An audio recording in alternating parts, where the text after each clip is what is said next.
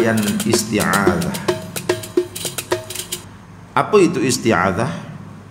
Isti'adzah ini satu lafaz yang berbunyi a'udzubillahi minasyaitonir rajim, ataupun apa saja lafaz-lafaz yang menunjukkan bahawa kita minta lindung dengan Allah, ya, sama ada daripada syaitan yang direjam ataupun daripada segala makhluk-makhluk yang jahat.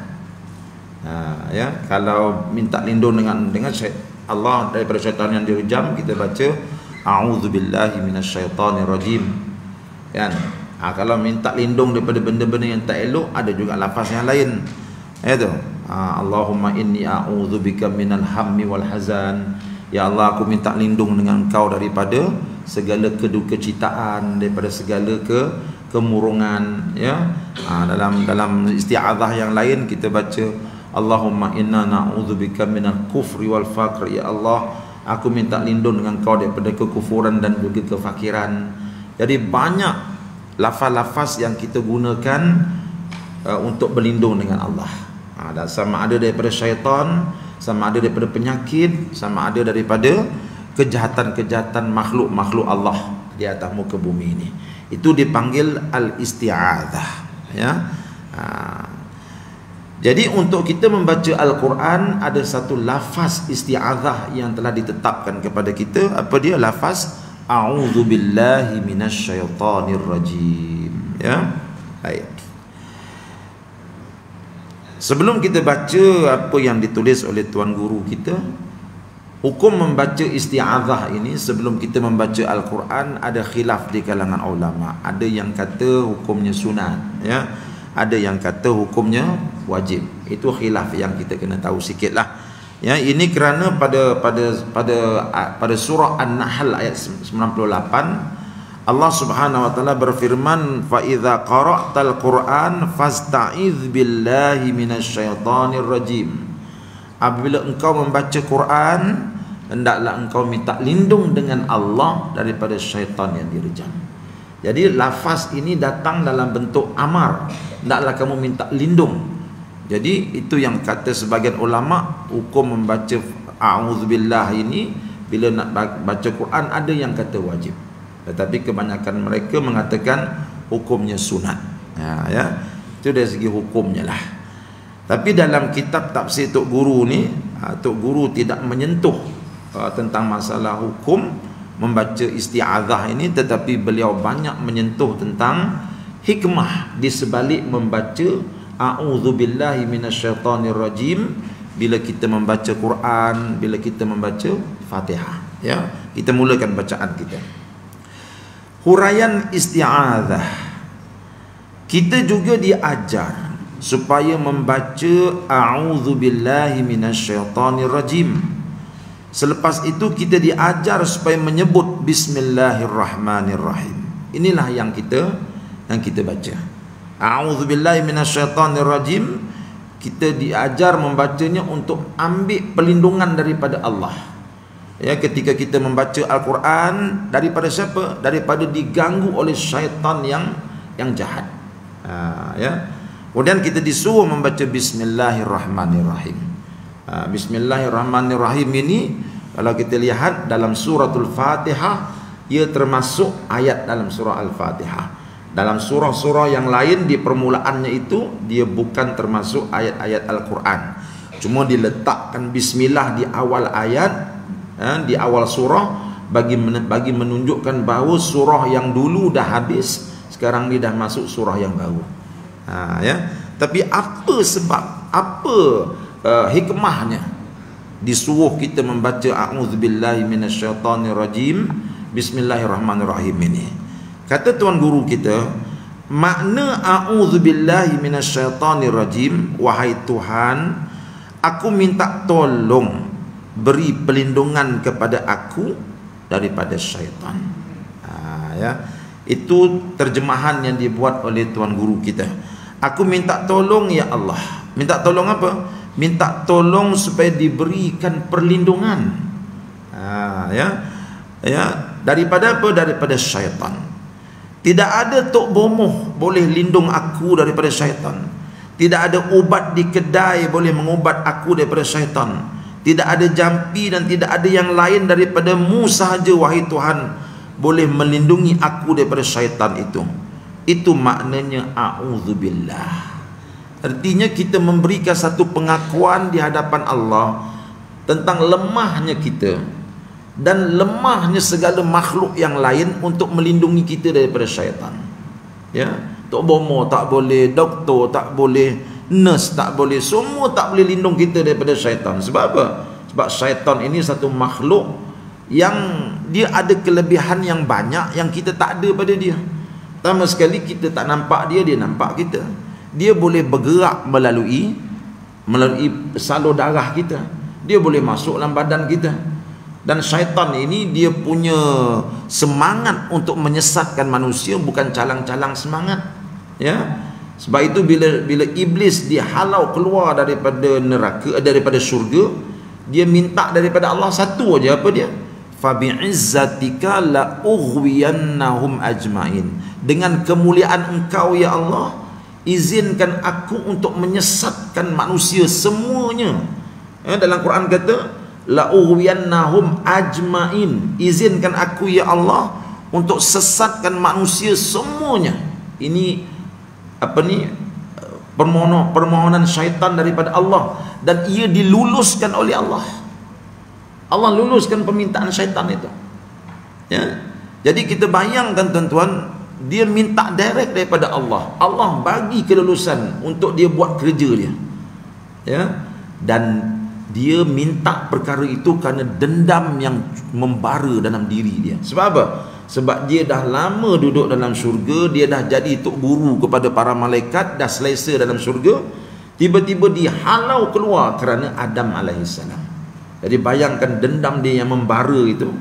Ya, orang berdendam ni bila dia buat satu-satu kerja dia bersemangat. Jadi bayangkan tuan-tuan, dalam keadaan syaitan mempunyai kelebihan yang banyak tu, tiba-tiba kita nak lawan dia, tak termampu kita nak lawan. Sebab itu kita mengakui kelemahan kita. Ya, lalu kita kata, ya Allah, hanya Engkau sahaja ya Allah yang boleh melindungkan aku daripada syaitan ini. Tok Bomo yang buat jampi serapah pun tak mampu ya Allah. Jadi di awal-awal kita membaca Quran, kita telah menyerahkan diri kita kepada Allah dan kita telah meminta pertolongan daripada Allah. Ini isyarat kepada apa? Isyarat bahawa kita sangat memandang penting kepada Quran. Kita nak ambil maklumat daripada Quran, kita nak ambil panduan daripada Quran, tapi syaitan tak akan duduk diam.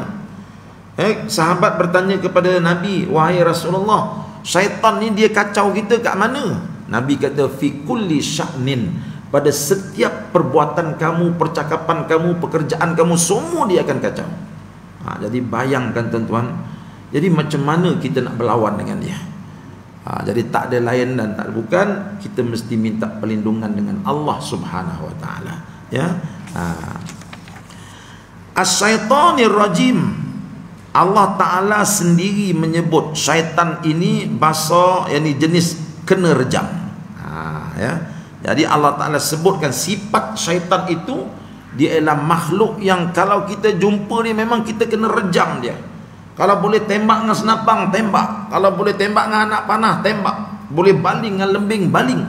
Sebab dia jenis makhluk yang akan cuba mendekati kita untuk menyesatkan kita. Jadi apa saja cara, sifat dia ialah dia mesti direjam.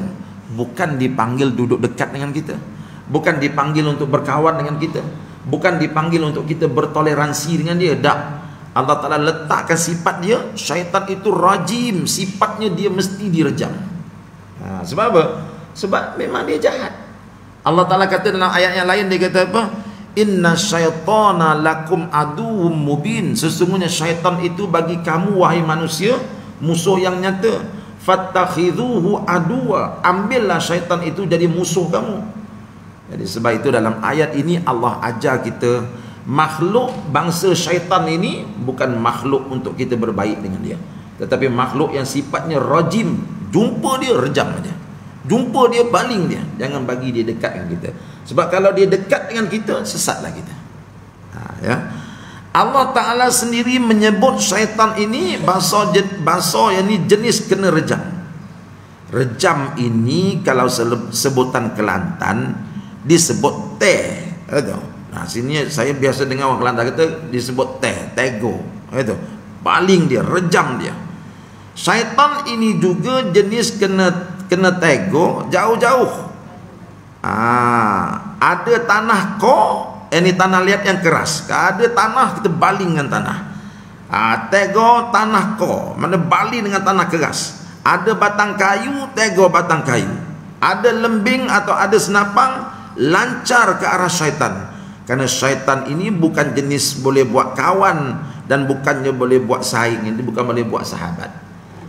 Jadi Allah Ta'ala dah ajar kita, kata Tok Guru, jangan berbaik dengan syaitan. Dia makhluk yang jumpa baling, jumpa buang. Ya, jangan kita duduk dengan dia, sebab kita dah tahu dah misi dia, visi dia untuk bawa manusia sama-sama masuk neraka.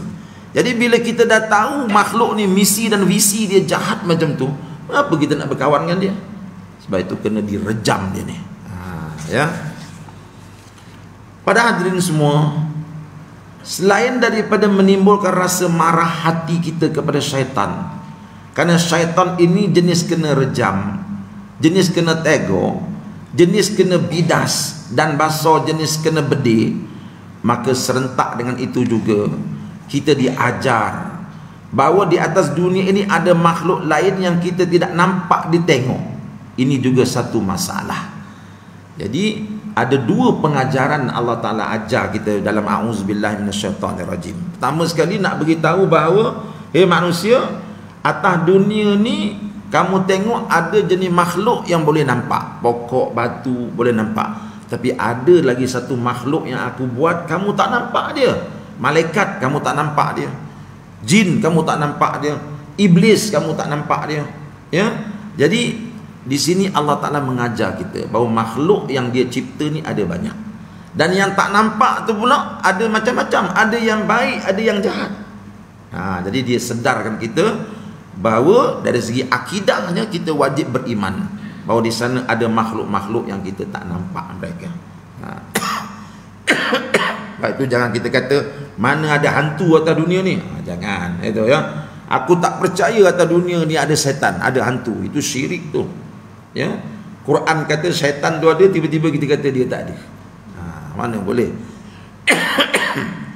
Benda tu ada, cuma kita diminta berlindung dengan Allah.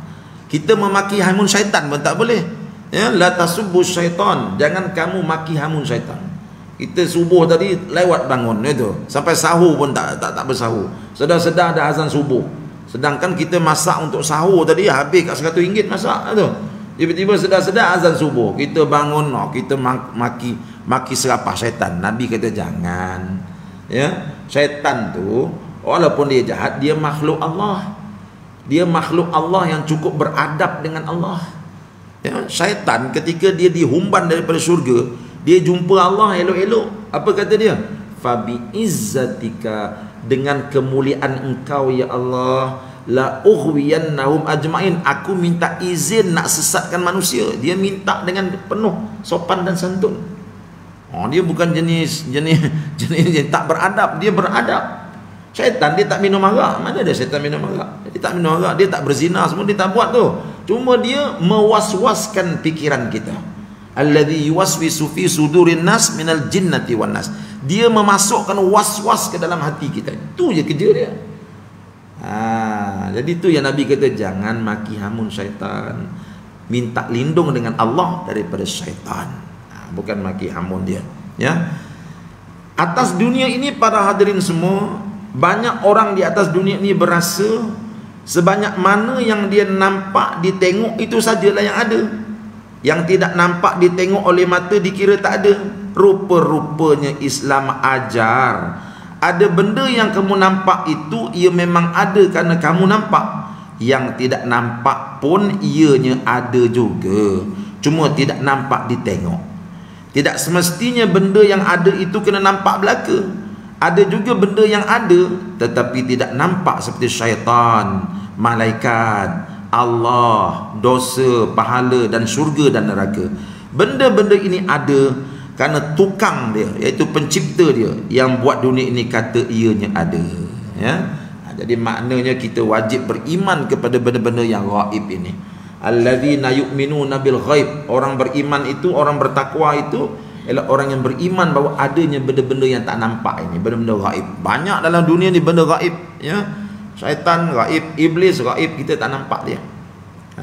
Cuma macam mana ada setengah orang boleh nampak syaitan? Itu yang pelik tu. Dia benda ghaib. Itu kerana syaitan itu telah menguasai jiwa dia. Telah menguasai dia, lalu dia pun ternampaklah syaitan itu, ya. Jadi apa pun kita minta lindung dengan Allah. Mujurlah kita tak nampak syaitan. Kalau kita nampak syaitan nak bangun sahur pun takut, betul tak? Kalau kita nampak syaitan nak pergi buang air pun takut, ya. Jadi alhamdulillah berkat tak nampak syaitan ini kita boleh tidur. Isteri kita pergi tandas seorang-seorang, tak ada kejut kita.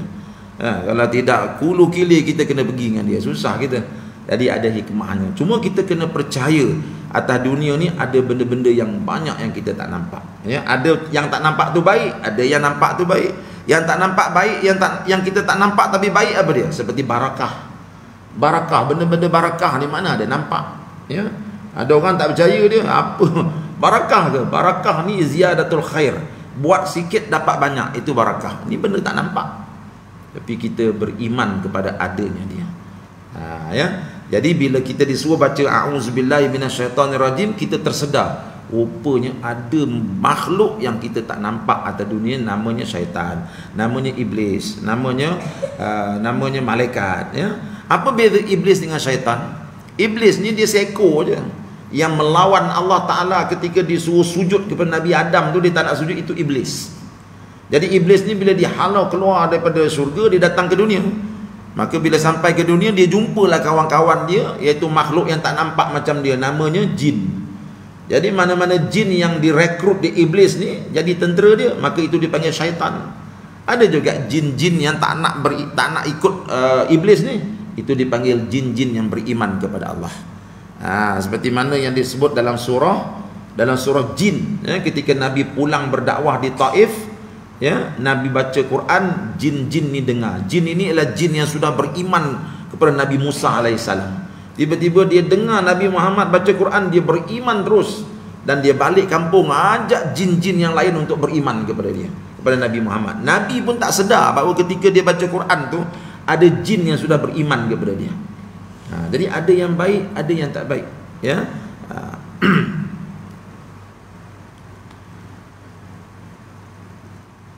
Jika kamu tidak nampak, itu kamu punya fasal.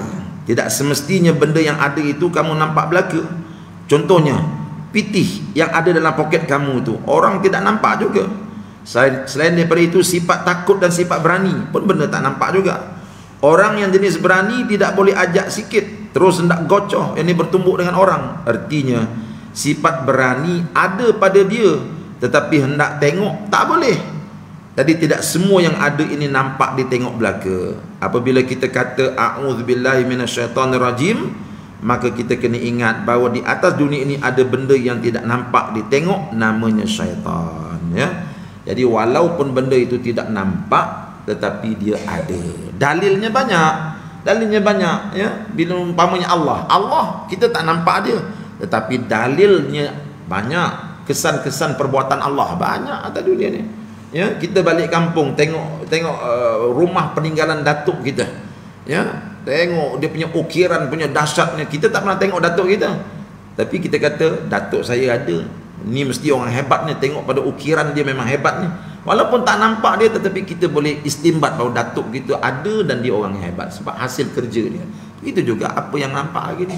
Allah Ta'ala buat dunia ni, itu tanda Allah tu ada. Ya. Jadi kita sudah pun diajar untuk beriman kepada wujudnya benda-benda yang gaib ini. Ini sebahagian daripada akidah dan kepercayaan kita orang Islam. Baik. Ayat pertama, basmalah. Jadi dalam ni disebut bismillah itu ialah sebahagian daripada surah Al-Fatihah. Ya. Bismillahirrahmanirrahim. Begitu juga dengan bismillahirrahmanirrahim. Terjemahan dia, dengan nama Allah yang amat pemurah lagi amat kasihan belas. Bismillah, dengan nama Allah. Pertamanya, Allah itu walaupun tidak nampak, Namun benda yang tidak nampak ditengok itu serupa juga syaitan dan malaikat. Kita tidak nampak. Allah pun kita tidak nampak ditengok, tetapi walaupun tidak nampak, dia memang ada. Allah ada, syaitan ada, malaikat ada dan sebagainya. Ini ulangan daripada Tok Guru lah, ya, tentang wujudnya benda-benda gaib ini walaupun tak nampak dengan mata, tetapi tanda-tanda dia ada tu ada, ya. Yang kedua, para hadirin semua, dalam pengajian sastra Arab yang dipanggil Nahu Arab, ba ini dipanggil sebagai huruf. Kalau kita baca bismillah kan ada ba kat depan tu. Ba tu dia huruf. Dalam bahasa Arab, kita tengok Quran yang tebal ni tu, ya, dia kalimah-kalimah dia pecah kepada 3. Yang pertama isim. Isim ni orang putih panggil nouns. Benda-benda, ya. Pokok, rumah, orang, kereta, itu dipanggil isim. Yang kedua dipanggil fi'il. Fi'il ni perbuatan. Dalam bahasa Arab dia ada fi'il, perbuatan. Perbuatan yang telah berlalu dipanggil fi'il madhi. Perbuatan yang sedang berlaku dipanggil fi'il mudhari'. Perbuatan suruh dipanggil fi'il amar, ya. Dan yang ketiga huruf. Yang ketiga huruf. Dia dalam bahasa Melayu tak ada huruf, tapi dalam bahasa Arab kalimah dia tersusun 3, isim, fi'il, huruf. Isim ni dia kalau duduk seorang-seorang dia pun kita boleh faham. Kereta kita boleh faham tu kereta. Rumah.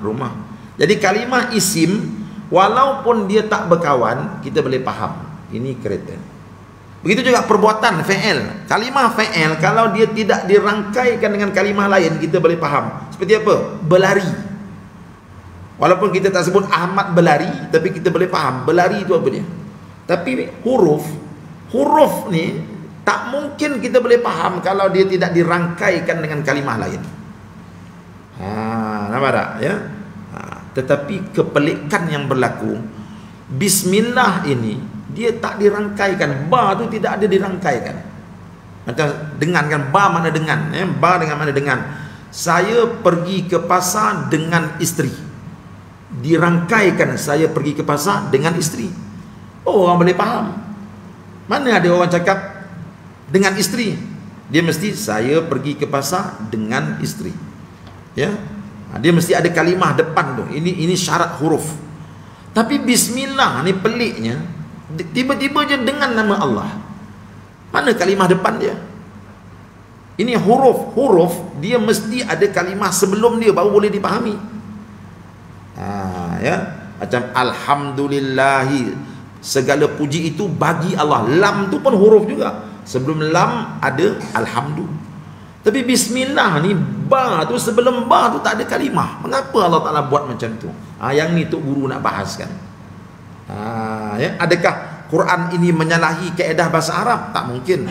Dulu pernah seorang ulama nahu beragama Nasara, dia kata Quran salah bahasa Arab dia. Kata ulama-ulama kita salah macam mana pula? Ya, semua kaedah bahasa Arab diambil daripada Quran. Macam mana pula sumber dia boleh salah? Nampak tak? Jadi terdiamlah dia. Jadi Quran ini bila kita baca bismillah, ikut nahunya salah, ikut grammarnya salah. Sebab apa? Sebelum bismillah tu tak ada kalimah lain. Tapi mengapa Allah Ta'ala buat begitu? Adakah dia menyalahi kaedah bahasa Arab? Jawapannya tidak. Jom kita tengok bagaimana Tok Guru menolak dakwaan tersebut, ya. Dalam pengajian sastra Arab yang dipanggil Nahu Arab, ba ini dipanggil huruf, ya, harf. Orang belajar bahasa Arab, mula-mula start, Tok Guru akan ajar 3 perkara. Orang nak belajar bahasa Arab dan bahasa lain pun begitu juga. Pertama, di atas dunia ini ada benda yang dipanggil isim. Bukan isim gila tu lah. Isim, ya, isim.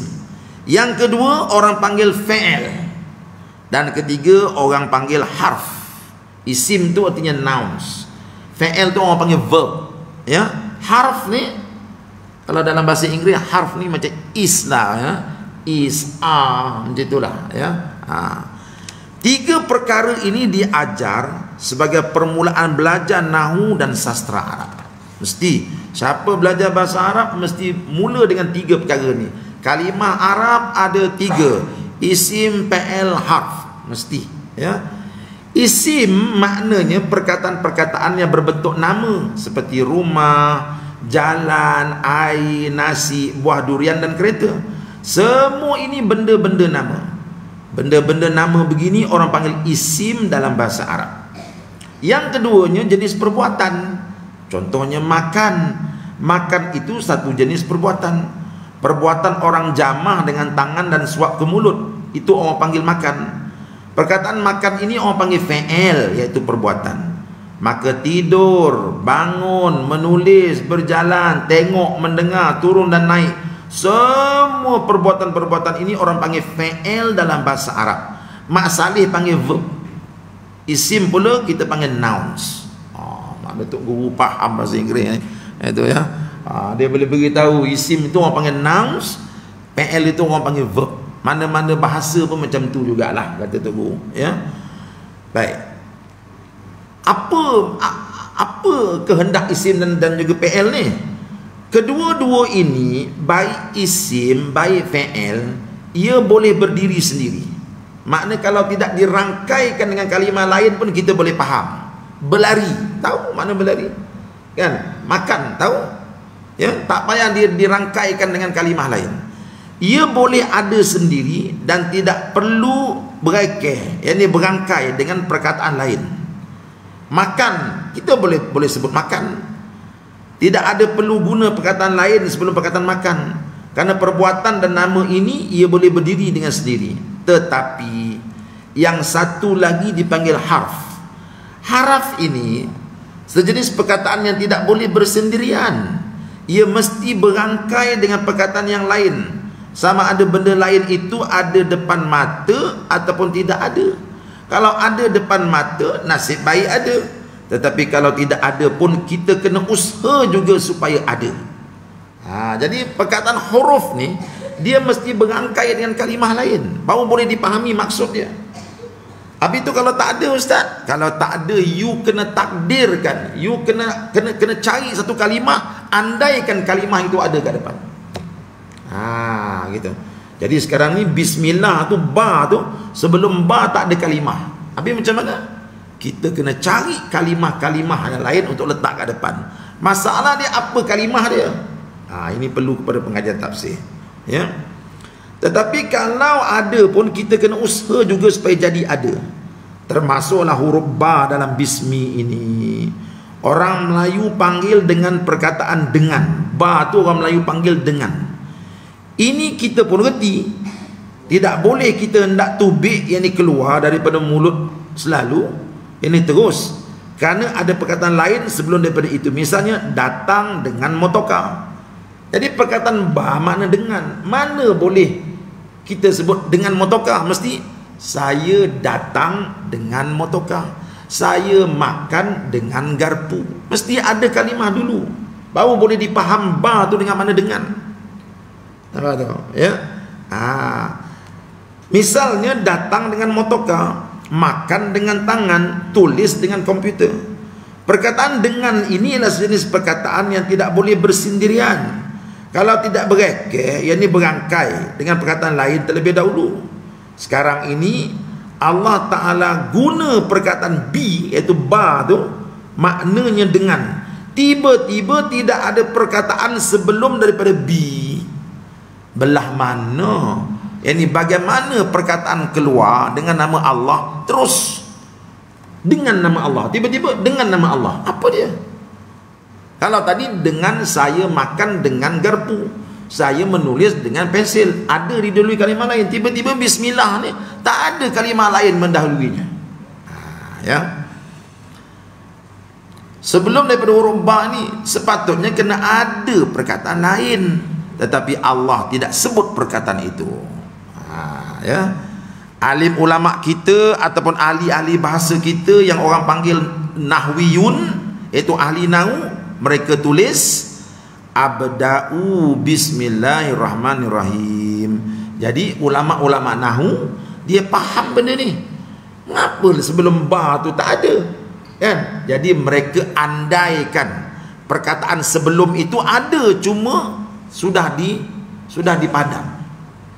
Ibarat saya katakan apa ni, kamu makan apa? Kan? Tuan-tuan pun jawab, mi. Apa perkataan yang sudah dihilangkan kat situ? Makan. Soalannya, awak makan apa?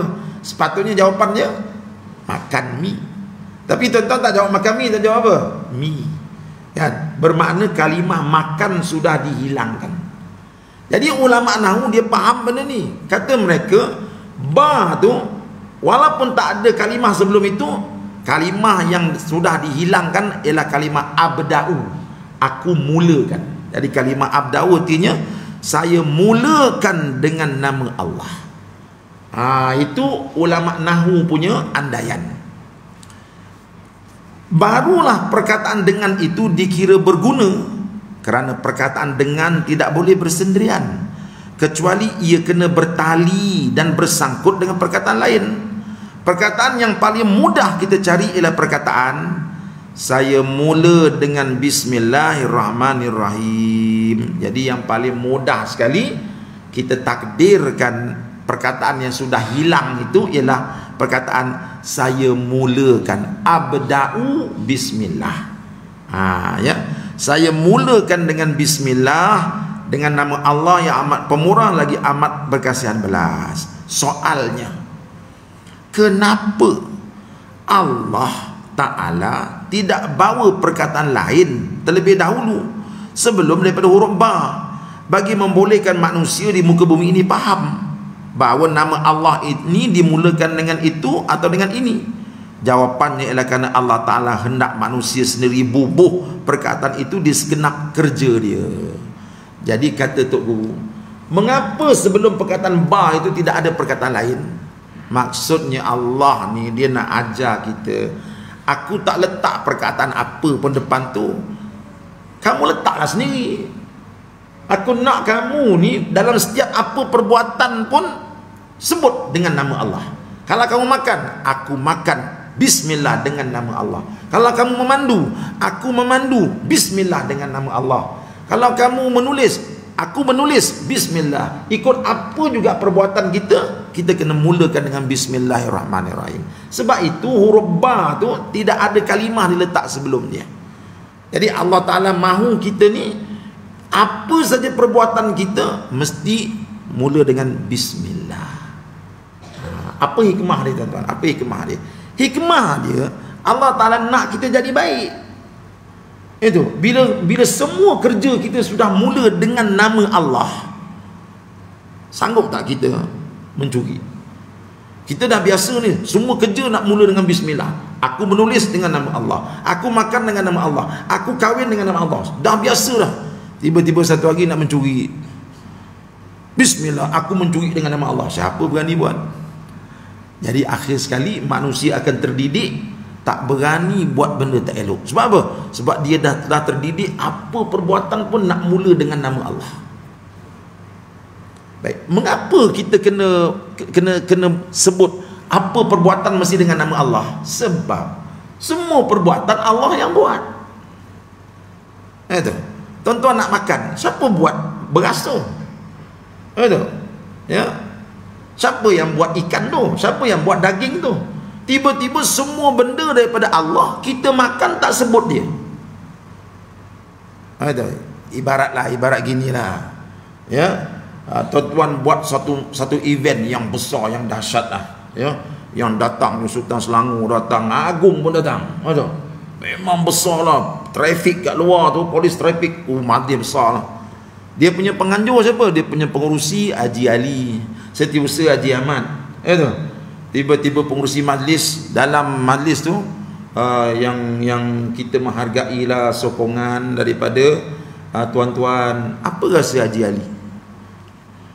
Aku siang malam buat kerja tak disebutnya nama. Tahu tak? Itu kalau kita kias kepada manusia lah. Begitu juga Allah. Allah kata yang kau makan ikan tu aku buat, nasi tu aku buat, semua aku. Tiba-tiba kau main masuklah mulut je tak sebut nama aku. Jenis manusia tak kenal budi. Gitu. Sebab itu Allah Ta'ala minta kita semua benda kena sebut nama dia. Sebab semua benda datang daripada dia. Itu satu. Yang keduanya, dia nak didik kita supaya ingat apa benda pun dengan nama Allah. Jadi kita akan terdidik takkan buat dosa lagi lepas ni. Sebab apa? Sebab bismillah. Takkan nak berkhalwat bismillah. Jom kita berkhalwat di dalam hotel. Bismillah. Mana siapa nak buat gitu? Kan? Isap rokok. Saya rasa lepas ni tak ada orang isap rokok dah. Betul? Isap rokok. Tu lepas buka puasa tu tak. Bismillah. Siapa nak baca bismillah isap rokok? Kan? Walaupun rokok tu ada khilaf ulama. Ustaz yang tak merokok kata haram, ustaz yang merokok kata makruh. Betul? Ya. Baik. Boleh faham ke tuan-tuan? Boleh ya? Kalau Allah Ta'ala sebut sebelum daripada bismillah itu ada perkataan lain, misalnya kalau Allah Ta'ala sebut sebelum daripada bismillah itu ada perkataan lain, misalnya akra'u bismillah, saya membaca dengan nama Allah. Akulu bismillah, saya makan dengan nama Allah. Anamu bismillah, saya tidur dengan nama Allah. Aktubu bismillah, saya tulis dengan nama Allah. Kalau Allah Ta'ala sendiri sebut begitu, boleh tahanlah juga sebutlah. Hendak memenuhi hajat manusia sejak umur sekarang sampai ke mati, beribu juta perkara manusia buat, betul tak? Jadi kalau Allah Ta'ala nak sebut semua, tak tersebutlah. Quran tu tak tebal ni lah, jadi tebal ni lah Quran tu, kan? Jadi Allah Ta'ala ini bahasa Arab yang dia gunakan, bahasa Arab yang hidup, bahasa Arab yang tinggi nilainya. Dia dalam bahasa Arab ni tuan-tuan, salah satu daripada keindahan bahasa Arab, kalau benda tu dah diketahui dia takkan sebut. Contoh, kita tengok ayat Qurannya, cerita Nabi SAW dengan Sayyidina Abu Bakar menyorok dalam Gua Thur. Kan masih hijrah tu, dia menyorok dalam Gua Thur. Quran cerita apa? Idhuma fil ghar, ketika kedua-dua mereka berada dalam gua. Kita kata mengapa Allah tak sebut ghorsu? Ghorsu gua apa ni? Ghor apa? Apa nama gua tadi? Thur, Gua Thur. Mengapa Quran tak kata ghor thur, Gua Thur, tapi dia kata al-ghor? Sebab semua orang dah tahu dah Nabi dengan Sayyidina Abu Bakar menyorok dalam gua namanya Gua Thur. Jadi semua orang dah tahu, apa pasal nak tambah dakwat lagi? Itu. Jadi thur tu dibuang, digantikan dengan alif lam. Alif lam, sebab itu dalam bahasa Arab dipanggil alif lam li ahdi zihni. Benda tu dah ada dalam akal manusia, mengapa aku nak sebut thur lagi? Sebut al-ghar sudahlah. Jadi begitu juga bismillah ni. Kalau aku nak sebut semua kata Allah, berjuta perkataan nak kena sebut itu. Jadi kamu kena sendiri tahulah. Benda yang kamu sendiri tahu, makan, sebutlah aku makan dengan nama Allah. Kamu nak bawa kereta, aku bawa kereta dengan nama Allah. Ya. Jadi Allah Ta'ala percakapan dia percakapan yang sangat indah. Tuan-tuan dengar orang baca khutbah yang tak pakai teks. Itu. Perasan tak? Orang bila baca khutbah tak pakai teks, dia pula tak bersedia, dia akan ulang satu perkataan tu berulang-ulang kali. Keindahan sastra balaghah tu hilang. Itu. Saya merasakan bahawa gini-gini, kemudian saya merasakan bahawa lagi. Berapa kali merasa dah. Itu. Keindahan bahasa Arab, dia akan sebut perkataan tu, lepas tu dia takkan ulang dah. Dia takkan ulang dah. Ini keindahan dia. Gitu ya. Macam tadilah saya sebut, awak makan apa? Mi. Itu indah lah tu. Kalau saya makan mi, itu tak indah tu. Awak dah ulang kalimah itu. Semua orang dah tahu dah yang awak makan mi, apa pasal nak sebut makan lagi? Mi sudahlah. Ya. Jadi begitulah bismillah ini Allah hamparkan. Sebab Quran ini dulu dia turun ketika orang-orang Arab ni berlumba-lumba dalam bidang sastra. Ya, sehingga dekat dinding Kaabah tu mereka gantung sastra-sastra yang tinggi nilainya, yang dipertandingkan, yang menang sayembara tu, sastra dia akan digantung di dinding Kaabah. Jadi ketika itu memang orang Arab bahasa dia tinggi. Jadi bila Quran turun guna bahasa yang tidak indah, jatuhlah Quran. Sebab itu Allah Ta'ala guna bahasa yang indah sampai ahli-ahli sastra pun tak terfikir. Bila turun ayat alif lam mim kaf ha ya ain sad, ya, apa lagi, alif lam ra yasin taha, orang-orang Arab ahli-ahli sastra ni terpegun. Tak pernah kami terfikir nak mulakan puisi kami dengan huruf. Mana ada? Hatta sama Said pernah tak dia buat dia punya puisi guna huruf A, B, C, aku bagaikan, mana ada? Allah Ta'ala kata, aku nak cabar kamu punya pengetahuan, wahai ahli syair yang sombong, yang tak nak beriman dengan Muhammad. Tengok ayat Quran aku, alif lam ra. Biasa je. Mengapa? Mengapa kau mulakan dengan huruf? Sebab aku nak cabar kamu. Nampak tak? Ya? Jadi sebab itu Quran akan turun dalam nilai bahasa yang tinggi. Sebab zaman itu memang orang Arab, bahasa Arab dia tinggi. Sebab itu mereka bila dapat anak, dia tak jaga anak dia kat bandar. Sebab bahasa bandar ni bahasa yang dah tak cantik. Tu Nabi kita dihantar ke kampung, duduk di perkampungan Halimatus Sa'diyah. Bila duduk di kampung, bahasa Arab dia masih lagi bahasa Arab yang pure, yang original. Kita kan duduk bandar kan, bahasa kita mana cantik, betul tak? Nak pula bahasa WhatsApp ni pula. Itu, dah masuk WhatsApp ni, bahasa kita lagi WhatsApp. Itu, mereka MR aja. Itu, dalam perjalanan OTW. Habis dah. Jadi sebab itu Nabi Muhammad dihantar ke kampung, dibesarkan di kampung, tak dibesarkan di bandar, sebab rosak bahasa. Ya. Jadi itulah dia Quran kan tuan. Kalau Allah sendiri sebut begitu, boleh tahan juga, sebutlah. Itu. Hendak memenuhi hajat manusia sejak umur sekarang sampai ke mati, beribu juta perkataan manusia buat. Yang mana Tuhan sebut, kita mulakan dengan yang disebut. Yang mana Tuhan tidak sebut, kita hendak buat macam mana? Ya atau tidak? Oleh kerana Allah Ta'ala hendak daripada segenap kerja manusia itu mesti dimulakan dengan nama Allah Ta'ala, maka Allah tidak perlu sebut perkataan itu, tetapi manusia sendirilah yang kena sebut.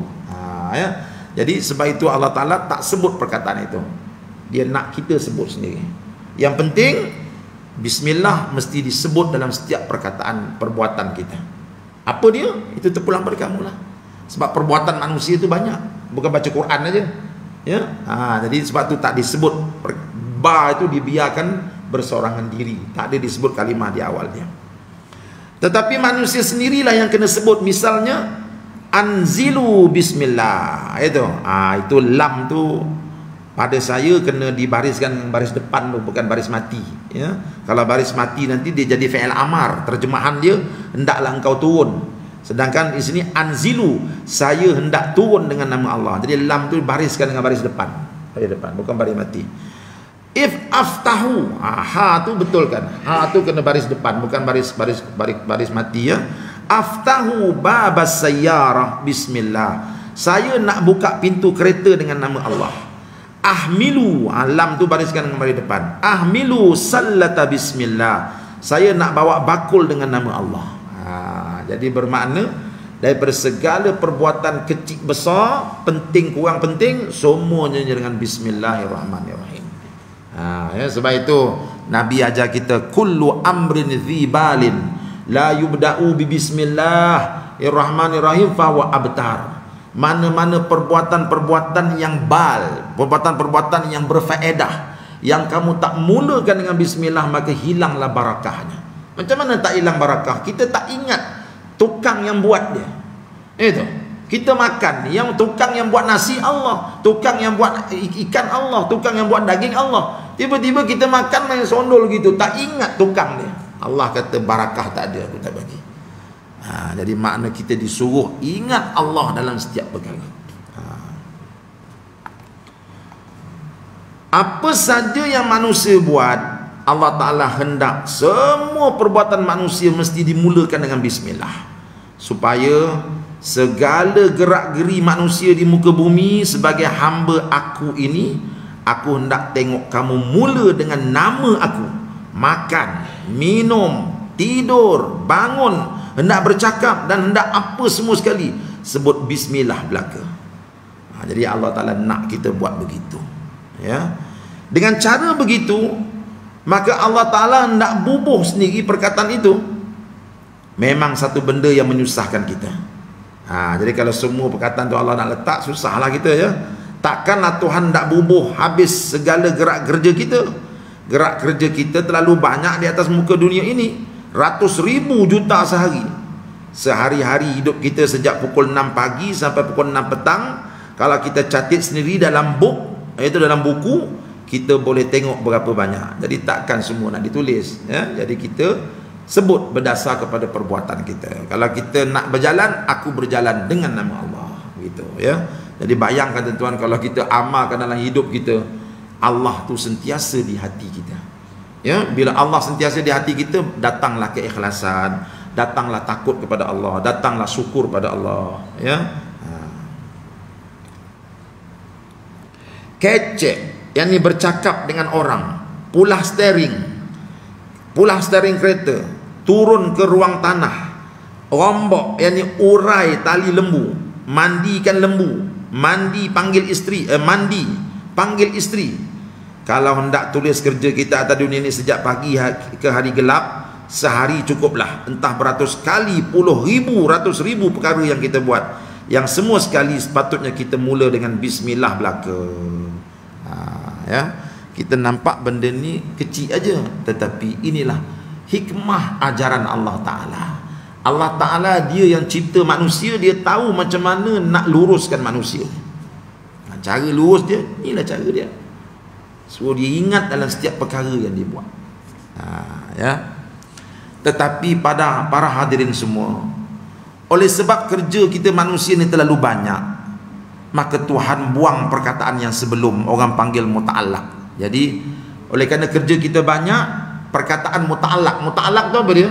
Perkataan sebelum bismillah tu lah. Saya makan dengan nama Allah. Saya makan tu dipanggil muta'allaq, tempat digantungkan bismillah itu. Ya. Oleh sebab kerja kita manusia terlalu banyak, maka Tuhan buang perkataan yang sebelum, orang panggil muta'allaq. Tuhan buang perkataan muta'allaq dan bubuh huruf ba saja. Manusia sendiri pandai-pandailah sangkut perkataan yang sebelum bismillah itu dengan perkataan-perkataan tertentu. Ya. Agaknya inilah yang menyebabkan tok guru kita ni, tuan-tuan. Yang saya cerita minggu lepas, ketika dia nak tanda tangan borang, orang datang jumpa dia, pen tersebut dia tak tekan. Itu, ya, dia layu gitu je dia tanda tangan. Orang kata tunggu tekanlah sikit. Tak boleh. Ini pen ni, dakwat ni milik rakyat. Itu. Saya tak boleh membazir. Kalau setakat layu gitu boleh keluar tanda tangan, sudahlah. Macam mana dia boleh jadi begitu? Ya. Ini sudah pasti bila dia nak buat kerja tu dia ingat Allah. Dengan nama Allah aku sign benda ni. Jadi itu yang membuatkan akhlak tok guru kita menjadi sangat lembut, ya. Jadi kesimpulannya, bismillah dengan nama Allah maknanya saya menulis dengan nama Allah, saya membaca dengan nama Allah, saya tidur dengan nama Allah, saya bangun dengan nama Allah, saya makan, saya minum, saya angkat telefon, saya letak telefon, semua sekali bismillah belaka. Dengan cara itu Tuhan mahu manusia tidak terpedaya lagi dengan gangguan syaitan. Kerana sikit-sikit baca bismillah, sikit-sikit baca bismillah. Sebab itu alim ulama kita tulis bahawa bismillah itu sunat dibaca sebelum daripada apa saja kerja yang kita buat. Jadi rupanya nak mengelak kita ni daripada terikut kerja syaitan. Ya. Jadi ini perjanjian kita. Mula-mula tadi kita minta lindung dengan Allah daripada syaitan yang direjam. Lepas tu kita berjanji takkan ikut syaitan. Sebab apa? Sebab kita nak ikut Allah saja. Sebab itu kita apa pun bismillah, bismillah. Ya. Ada orang hebat baca auzubillah, minta lindung dengan Allah daripada syaitan yang direjam, tapi lepas tu dia ikut kerja syaitan. Kan kita tidak. Allah ajar kita, kalau kamu betul-betul nak berlindung dengan syaitan, kamu kena bawa aku ke mana saja kamu pergi. Kamu kena, bila makan bawa aku sekali, bila minum bawa aku sekali, baru kamu dapat jauh daripada syaitan. Tapi kalau kamu lupa aku, habis. Ya. Sebab dalam hadis yang lain, tuan-tuan, syaitan ni belalai dia. Belalai dia tu dia sentiasa masukkan dekat hati kita. Dia was-waskan kita. Tapi bila kita baca zikir saja, tercabut. Bila kita lupa Allah, dia masuk balik.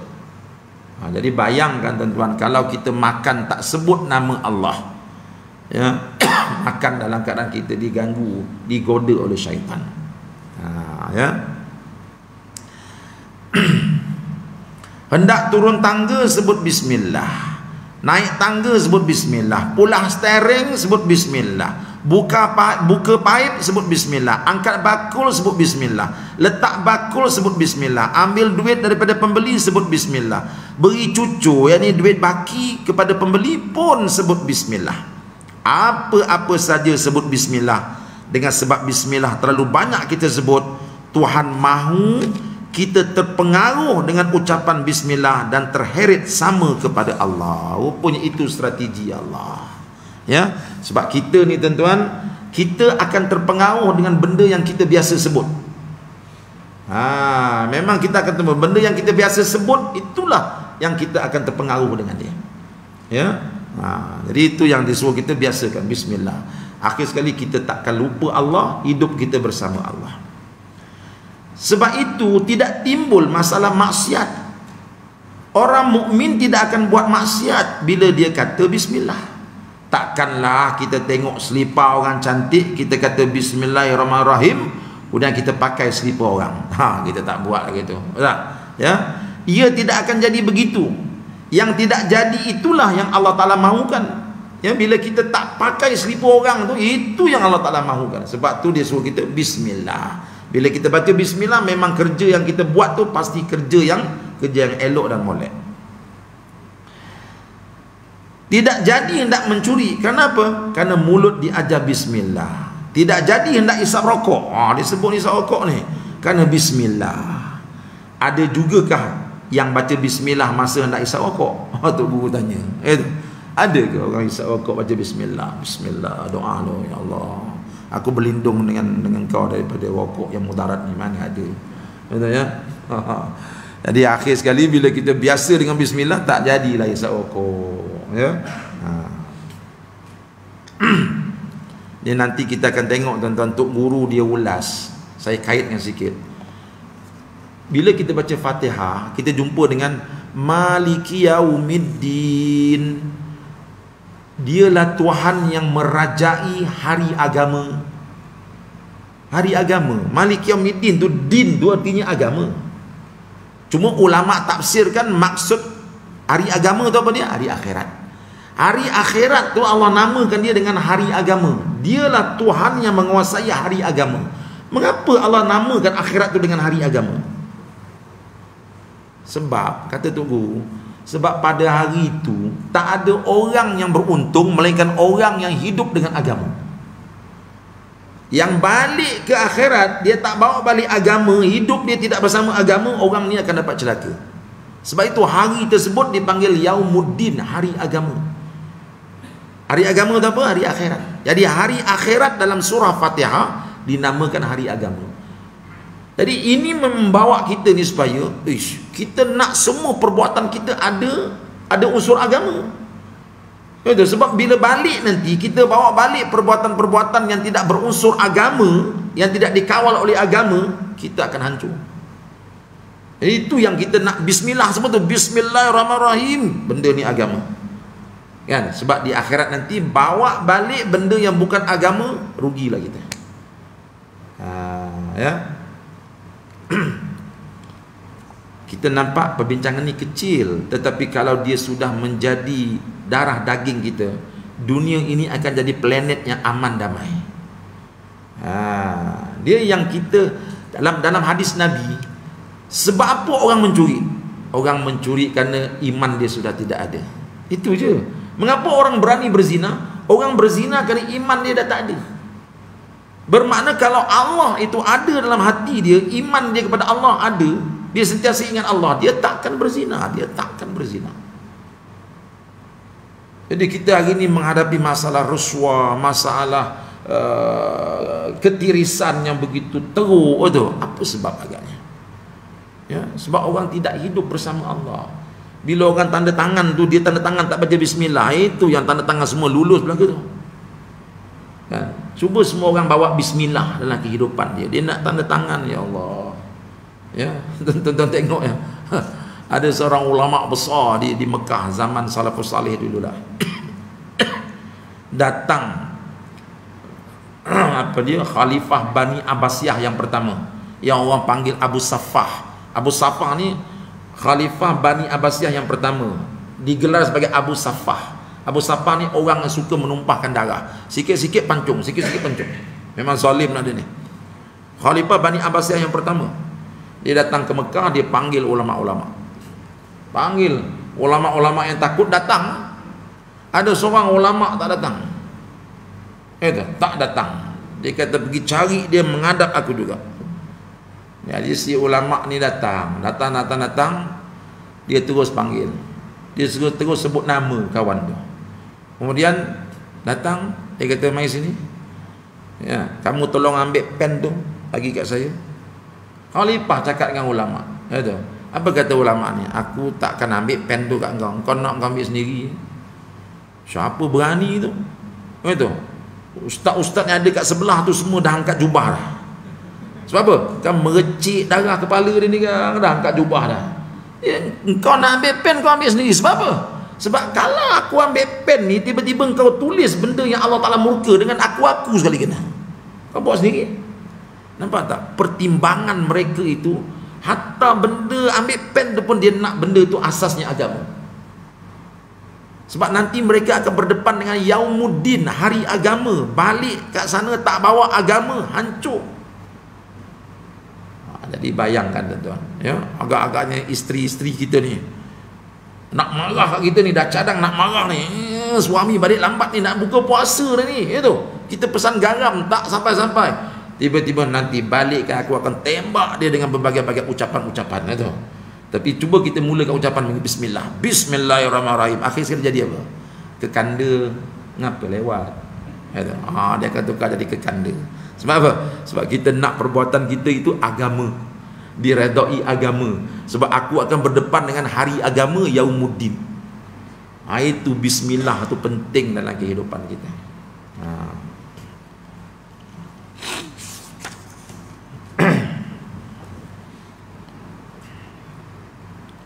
Bila orang nak kafirkan orang, agaknya berani tak kafir. Kalau mula bismillah saja, aku baca bismillah saja, dengan nama Allah aku kafirkan orang ni, tak ada, orang tak berani buat lah.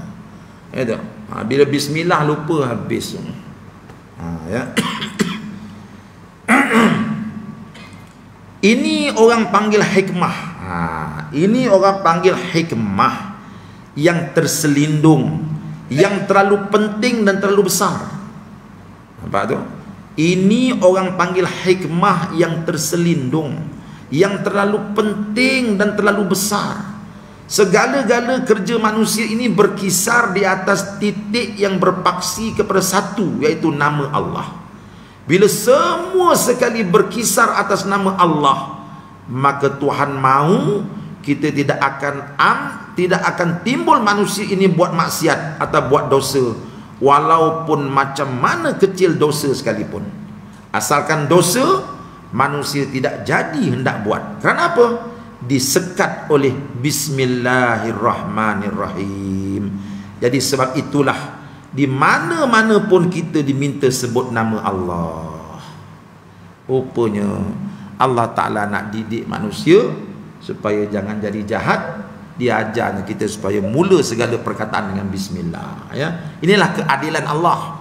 Allah Ta'ala ni tuan-tuan, dia sebut dalam ayat yang lain, fa'alhamaha fujuraha wa taqwaha. Masa aku cipta manusia, aku bukan saja letak roh dalam tubuh dia, aku letak titik jahat dan titik baik dalam hati dia, dua-dua dia. Sebab itu kita kadang-kadang terdedah untuk buat baik, kadang-kadang kita terdedah untuk buat jahat juga. Dua titik itu ada. Kita pun tanya, ya Allah, Engkau kan Tuhan yang maha adil, mengapa Engkau letak titik jahat dalam hati aku? Mengapa Engkau tak letak titik baik dia, titik jahat tu jangan letak? Allah kata, aku letak dua-dua tu untuk uji kamu, tetapi aku maha adil. Walaupun aku letak titik hitam dalam hati kamu sehingga kamu ada rasa terangsang untuk buat jahat, tetapi aku dah bagi penawar dia. Apa penawar dia? Bismillah tadi itulah. Walaupun titik hitam tu ada, syaitan dia hantar maklumat dia kepada titik hitam tadi, maka kita terfikir nak buat jahat. Tetapi bila kita nak buat jahat, mula dengan bismillah, tak jadi nak buat. Jadi makna kita tak boleh kata Allah zalim. Allah dah hantar dah ubat dia. Apa ubat dia? Supaya kita tak jadi orang jahat. Bismillahirrahmanirrahim. Ya, dengan nama Allah.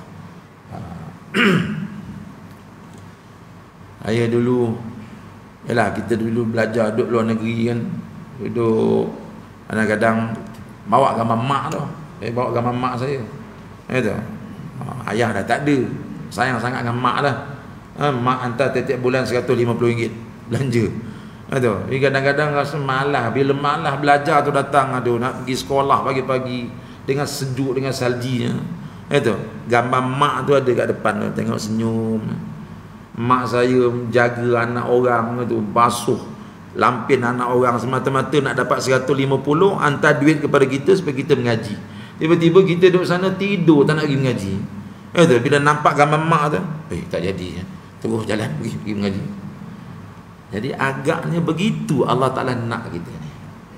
Itu bila nampak bismillah teringat Allah, tak jadi, ini Allah tak suka ni, ini Allah tak suka ni. Kadang-kadang timbul rasa malas nak buat baik, itu. Tapi bila kita nampak Allah dengan bismillah tu, buat.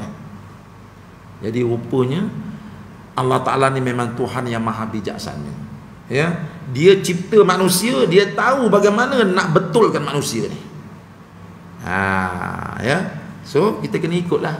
Dia nak betulkan manusia ni, kita tak boleh ikut kepala kita. Itu. Tak boleh. Saya pakai Triton dan Triton Mitsubishi saya. Setahun tak bergerak. Saya bawa 5 pomen yang guna komputer besar-besar tu, dia cek tak boleh kesan. Enjin ni dah berapa pomen buka dah. Pasang tak boleh jalan 50 meter, dia akan berhenti sendiri. Itu. Jadi saya dah pergi 5 pomen, duit beribu habis dah. Lama-lama saya letak tepi. Datang kawan saya, aku kenal lah dengan seorang pomen Mitsubishi. Memang dia pakar. Dia kerja pun dekat Mitsubishi. Jom kita panggil dia. Jadi dia dah habis kerja, dia datang tengok lah. Dia kata ini senang aja Ustaz. Apa dia? Mentol belakang tak menyala Ustaz tukar mentol. Tukar mentol okey dah ni. Saya pun tukar mentol. Bila tukar mentol start, jalan laju kereta tu. Rupanya bila mentol tu satu tak menyala, power tu dah terputus. Nampak tak? Bila kita panggil pakar, ya, kalau ikut akal kita, mentol itu yang problemnya dekat enjin itu. Dia kata ini mentol, Ustaz tukar mentol. Tukar mentol semua menyala. Sekarang ni berlumba dekat highway. Jadi Allah yang cipta kita, dia saja yang tahu macam mana nak betulkan manusia ni. Kita tak boleh guna otak kita. Itu yang bila kita guna otak kita, itu yang bila tension makan coklat. Jahil sekali dong drum makan coklat. Itu. Kadang tension, kita pergi disco. Itu kita guna otak kita. Dah awak tak boleh, awak manusia ni, kita ni berapa banyak benda tentang diri kita tak tahu kalau Allah tak cerita. Sebab tu dalam Quran banyak ayat-ayat Allah dedahkan siapakah itu manusia. Antaranya ayat apa? Kalla innal insana la yatgha. Jaga-jaga, manusia itu ialah makhluk yang melampaui batas. Allah beritahu, aku cipta dia, aku tahu dia siapa. Ubat dia apa? Ubat dia. Kalla innal insana la yatgha ar-ra'ahu istaghna inna ila rabbika ruj'a. Jaga-jaga, manusia itu makhluk yang melampaui batas. Dia akan jadi lebih jahat daripada binatang. Tetapi ubat dia apa? Kamu sedarkan dia bahawa satu hari nanti dia akan mati, dia akan jumpa aku. Terus dia akan jadi baik balik. Betul tuan-tuan? Manusia ni bila dengar akhirat, dia jadi baik sikit. Ya. Saya pernah cerita pada tuan-tuan dulu. Malam Sabtu, malam Minggu, dululah masa dulu saya kerja dengan Jabatan Agama, ya. Kita malam pukul 3 pagi itu banyak takapan khalwat ni. Ya tu. Jadi hari tu ramai.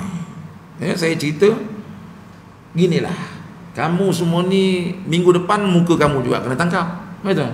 Gini, saya nak beritahu kamu, jangan menyusahkan saya. Salin nama-nama hotel yang jaiz takkan pergi. Jadi kamu tak kena tangkap. Ni kamu tak pandai pilih hotel, kena tangkap lah. Mereka pun tulis, bagus ustaz ni orang kita ni, ustaz kita. Betul? Dia punya bodoh tu dia salin juga tu, dia salin. Okey, sekarang ni saya nak ajar kamu. Sebelum kamu naik ke bilik berkhalwat, kamu kena pergi dekat lobi tu. Kamu pasang dulu aircon di hotel tu biar dia sejuk dulu. Kamu duduk di lobi. Duduk di lobi tu sambil-sambil perhati pegawai jaiz nampak pakai kopiah aja, kamu jangan naik, bahaya tu. Itu saya orang jaiz, saya tahulah. Bagus ustaz ni. Itu. Baik, sekarang ni kamu duduk di lobi.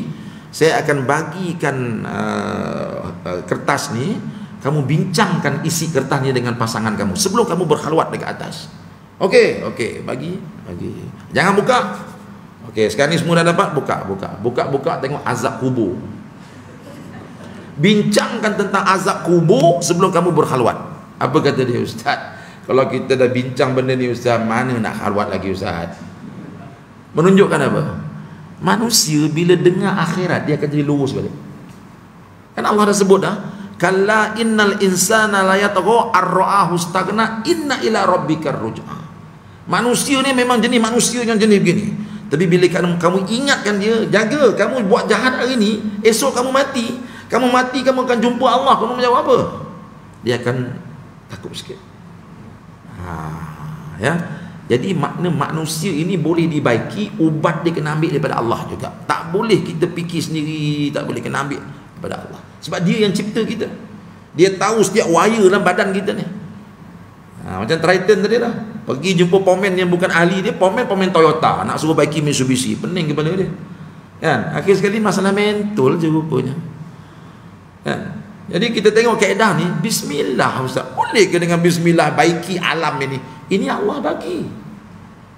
Itu masalah alam yang sudah berkecamuk ni dibaiki dengan bismillah. Ajar manusia apa benda pun dengan nama Allah, dengan nama Allah. Mungkin kita pandang, iya ke? Nanti kita jumpa pakar-pakar motivasi yang lain. Jangan tuan-tuan, ini Allah punya kerja, ya. Baik, sikit lagi.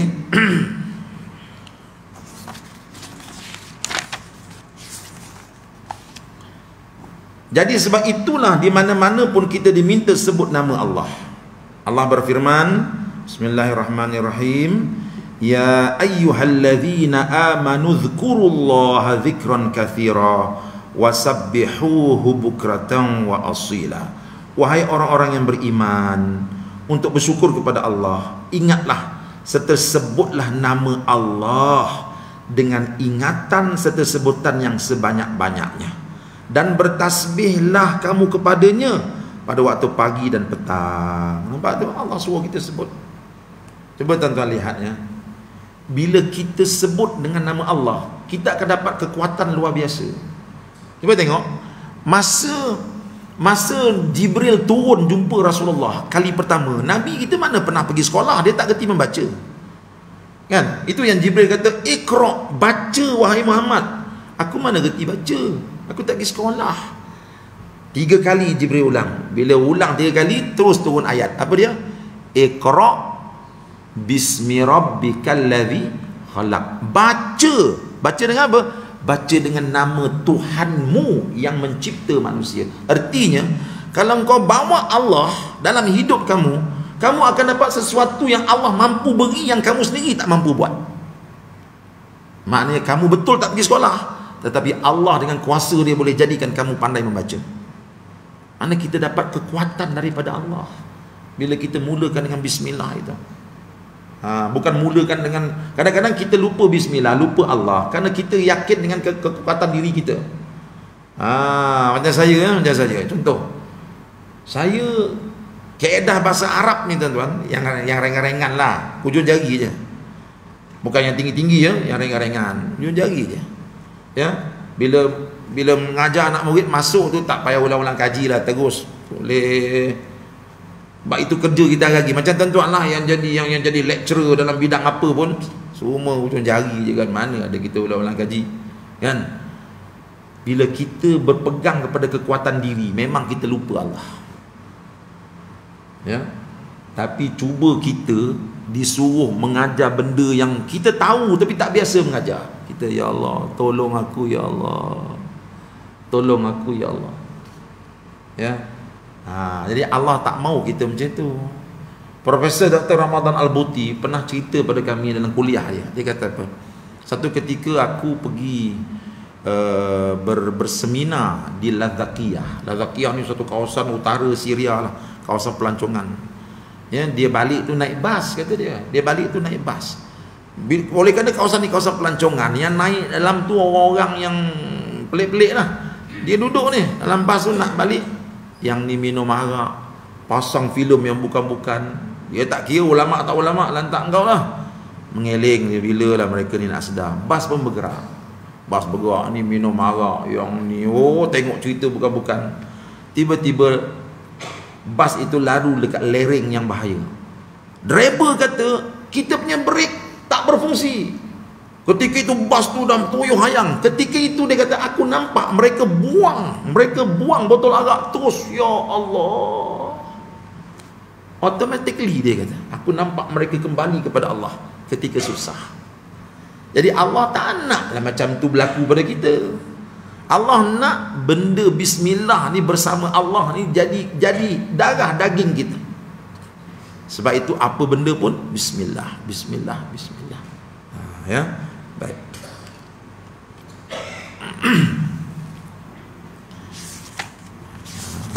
Okey.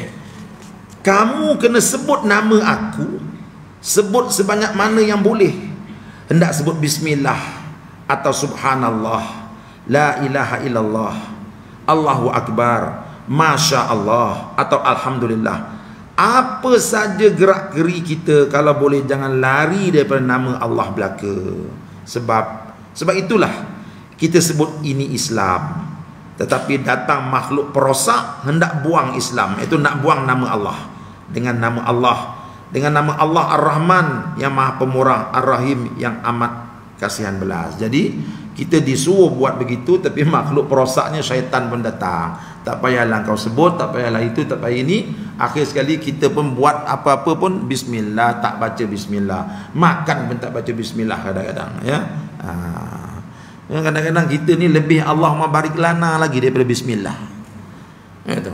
Tengok anak-anak tu. Baca doa, Allahumma barik lana. Mana bismillah? Bismillah tak ada, Allahumma barik lana dulu. Jadi tak betul gitu. Dia bismillahirrahmanirrahim, Allahumma barik lana. Para hadirin semua, waktu Tuhan sebut syaitan, dia sebut satu saja, yakni ar-rajim. Ni bicara bismillah dah habis, bicara a'udzubillahi minasyaitonirrajim. Waktu Tuhan sebut syaitan, dia sebut satu saja, iaitu ar-rajim. A'udzubillahi minasyaitonirrajim. Satu saja sifat ar-rajim lah, syaitan yang bersifat dengan dirjam. Bila sebut nama Allah, dia sendiri bubuh dua sifat, Ar-Rahman dan juga Ar-Rahim. Dan banyak nama-nama Tuhan, berpuluh-puluh yang kita panggil 99 nama Tuhan. Dia ambil dua nama saja, dan kedua-dua nama ini elok dan sedap didengar belaka. Jadi kata Allah, kata Tok Guru, masa Allah Ta'ala ajar kita sebut a'udzubillahi minasyaitonirrajim, dia ambil satu je sifat syaitan. Apa dia? Dia syaitan yang hendaklah direjam, satu je. Tapi bila sebut nama Allah, Allah sendiri letak Ar-Rahman Ar-Rahim. Ya, itu kerja Allah, itu hak Allah kepada kita.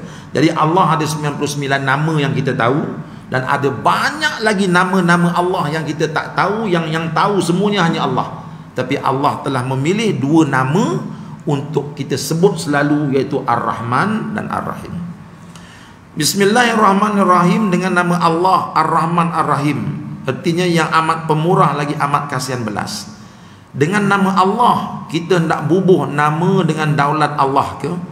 Kita hendak bubuh nama dengan tuah ke, keramat ke, atau kebesaran Allah ke?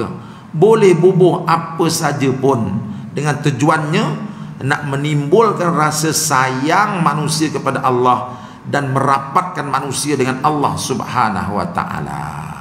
Ya. Jadi dekat sini tuan-tuan ada kalimah takdirnya, takdir. Gini. Dalam bahasa Arab ni ada kalimah yang diandaikan. Contoh, kayu jati. Kalimah kayu jati. Sebenarnya ada satu perkataan yang tak ada tu. Kayu jati artinya apa? Kayu daripada jati. Ya tu. Baju Melayu. Baju daripada orang Melayu. Ya tu. Sebenarnya ada benda tak ada tu. Jadi begitulah bila kita baca Bismillahirrahmanirrahim ni, bila kita terjemah dengan nama Allah yang Maha Pengasih lagi Maha amat belas kasihan. Ya. Jadi dengan nama Allah, kita nak bubuh dengan nama Allah itu, nak letak daulat ke, nak letak keramat ke, terpulanglah. Itu. Jadi kita takdirkan dengan nama Allah, dengan nama Allah Tuhan yang berdaulat. Tak kisahlah. Yang penting sekali Takdir kita tu, andaian kita kalimah yang dihilangkan tu, kalimah yang dapat menimbulkan rasa kagum kita kepada Allah Subhanahu wa taala. Ya, kita baca lagi sekali. Bismillahirrahmanirrahim, dengan nama Allah Ar-Rahman Ar-Rahim, yang amat pemurah lagi amat kasihan belas. Dengan nama Allah, kita nak bubuh nama dengan daulat Allah ke? Kita nak bubuh nama dengan tuah ke? Ya, keramat ke? Atau kebesaran Allah ke? Boleh bubuh apa saja pun dengan tujuan nak menimbulkan rasa sayang manusia kepada Allah dan merapatkan manusia dengan Allah Subhanahu wa taala. Jadi bila kita sebut dengan nama Allah ni, apa makna dia tu? Itu. Apa makna dia? Jadi kita boleh maknakan dia, maksud nama di situ dengan kekuasaan Allah, ataupun dengan daulat daripada Allah, ataupun dengan apa? Dengan keramat daripada Allah, dengan kebesaran daripada Allah. Itu makna nama dekat situ. Ya, jadi kita takdirkan maksud nama di situ dengan nama Allah ialah dengan kekuasaan Allah, dengan keagungan Allah. Kita buatlah apa pun tafsir, yang penting maksud nama itu boleh menyebabkan kita ni rasa kagum dengan Allah, menyebabkan kita sayang kepada Allah. Tapi kalau kita terjemah dengan nama saja, jadi dia tak masuk. Apa dengan nama?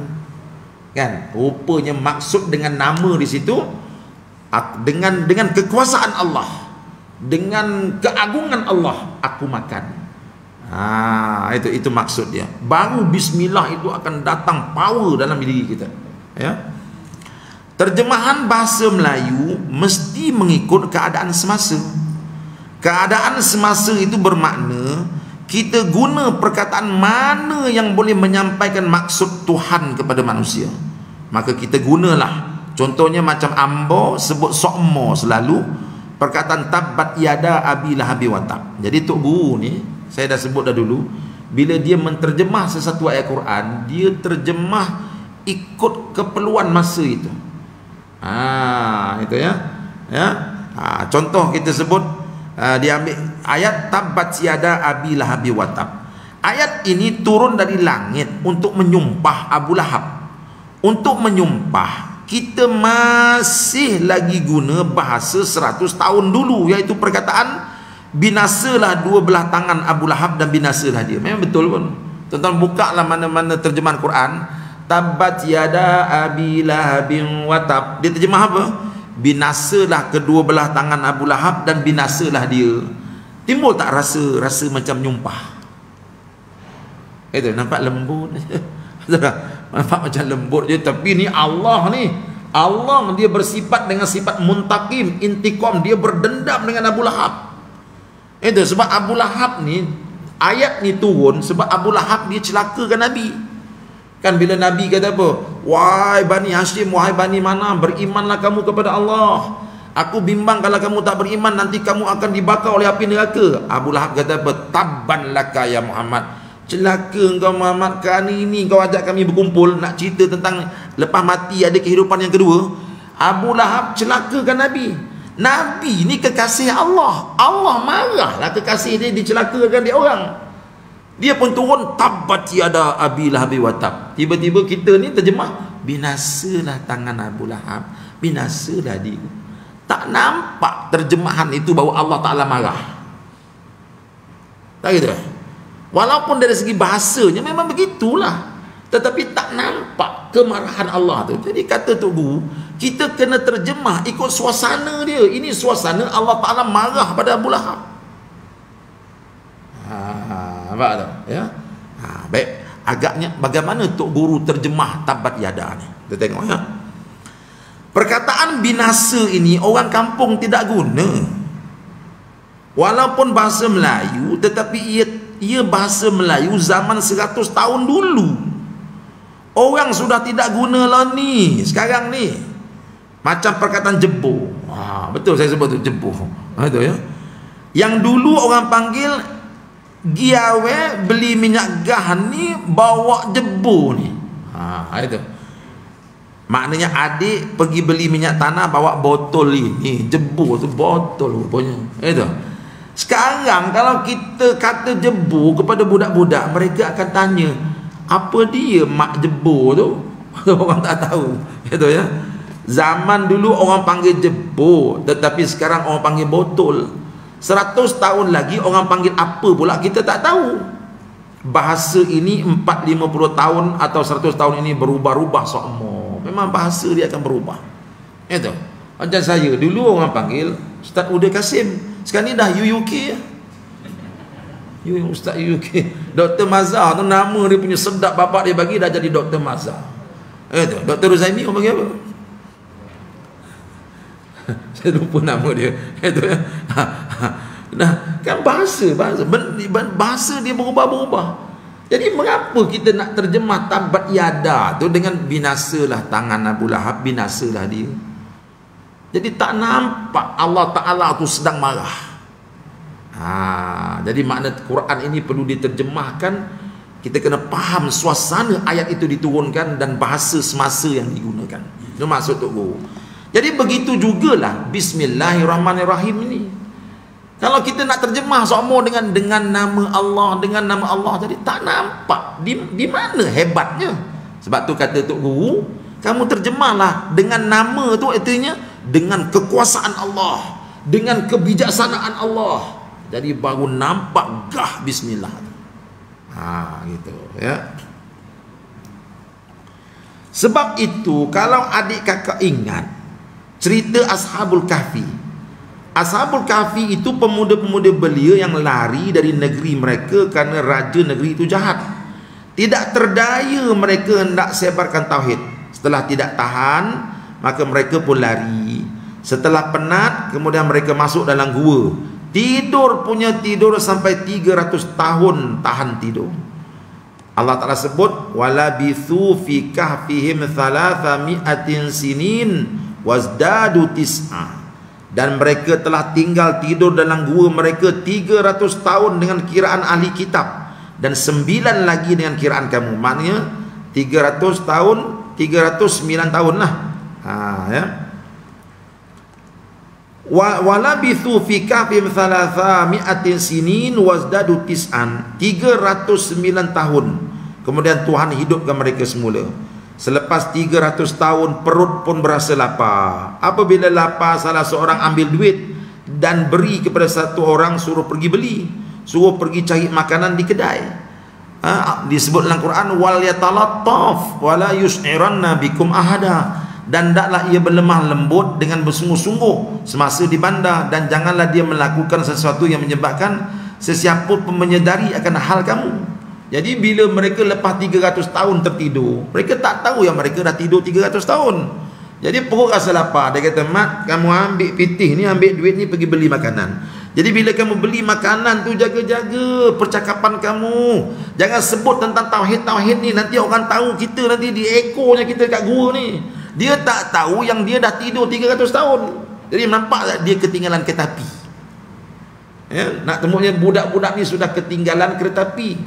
Ya, dia pergi dekat situ nak beli tu, pakcik tu kata, "Ini cara pakaian kamu ni kami tak pakai ni, kamu orang mana kamu ni?"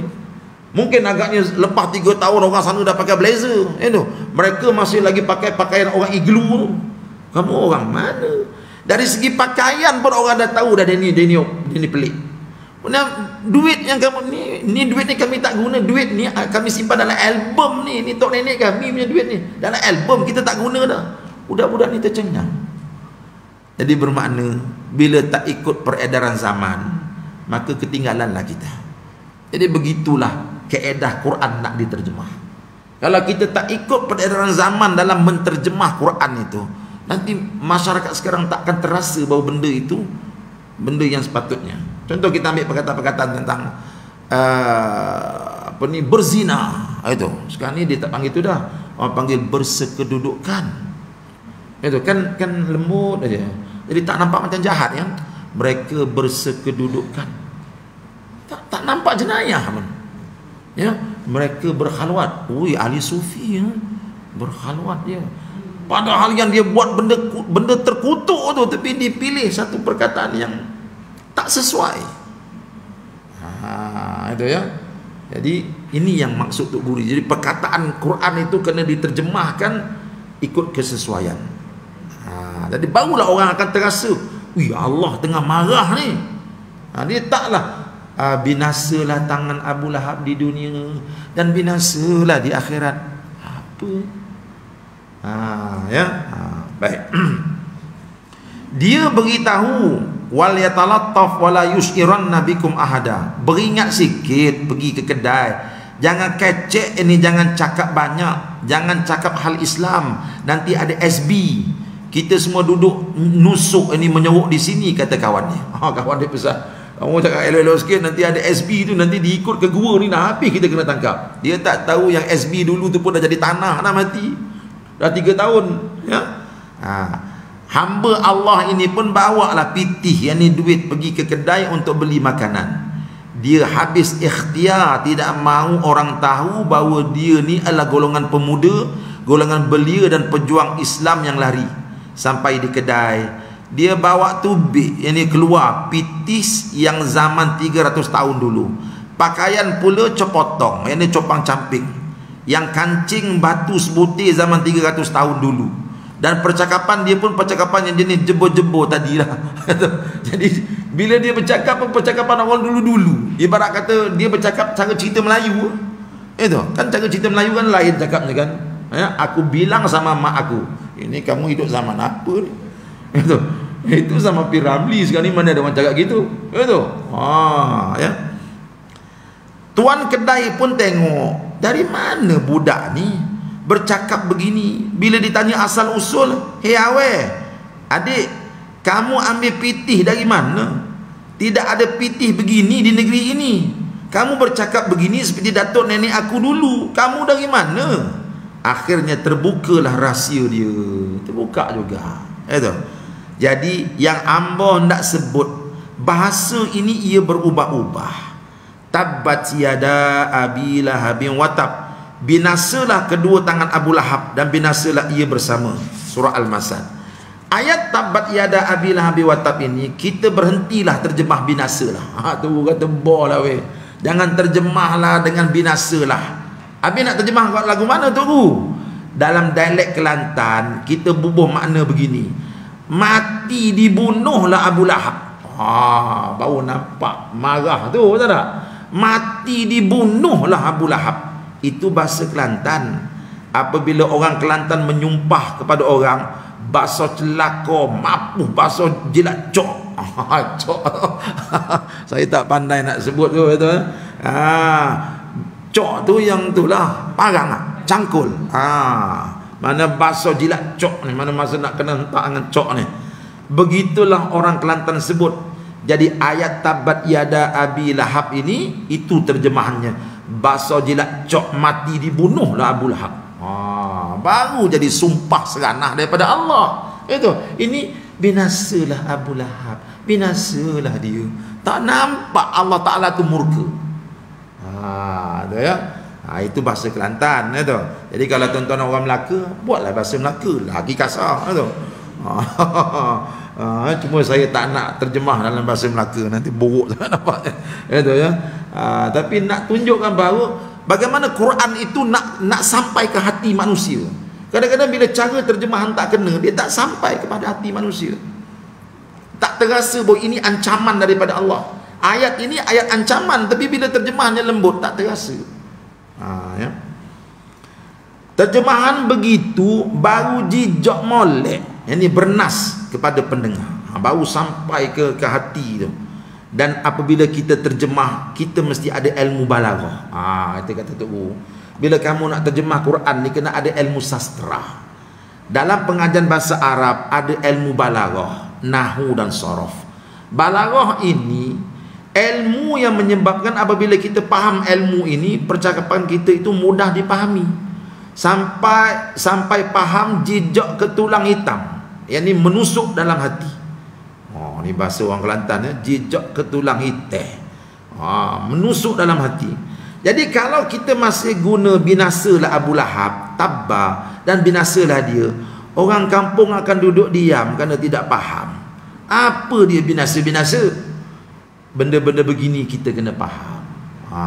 Jadi patutlah Tok Guru bila dia mengajar, orang kampung minat dengar dia mengajar.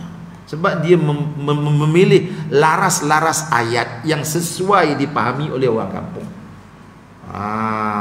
Tahu ya? Sebab tu Nabi pun pesan, dia kata apa? Umirtu an ukhatiban nas ala qadri uqulihim. Aku disuruh bercakap dengan manusia mengikut kadar akal mereka. Kita pergi ceramah kat kampung tu dengan petani-petani, kita guna perkataan-perkataan yang canggih-canggih, manggih-manggih ni. Itu temenunglah pakcik tu. Tahu tak? Ya. Jadi Nabi pun begitu, dia akan pilih perkataan laras ayat yang sesuai untuk digunakan. Terjemahan begitu barulah jadi bismillah itu. Jadi Tok Guru bawa semula kepada bismillah. Macam mana nak terjemahkan bismillah ini? Jadi bismillah itu dengan nama Allah. Boleh juga kata dengan daulat Allah. Itu ya. Baru kita terasa hebatnya Allah ni. Jadi kalau dengan nama Allah, apa ada pada nama? Tapi kita bila tukar dengan daulat Allah, ya, dengan kebesaran Allah, dengan keramat Allah, dengan keagungan Allah, atau dengan tuah Allah, katalah apa saja pun, asalkan guna bahasa yang tidak lari daripada maksud asal Al-Quran, bagi membolehkan masyarakat ataupun pelajar-pelajar kita, khasnya orang-orang kampung kita faham, maka mereka faham benda apa yang Tuhan mahu. Jadi barulah mereka tahu, oh Tuhan nak gini rupanya. Ini kaedah penterjemahan, ya. Bismillah itu dengan nama Allah. Allah tidak kata bizatillah.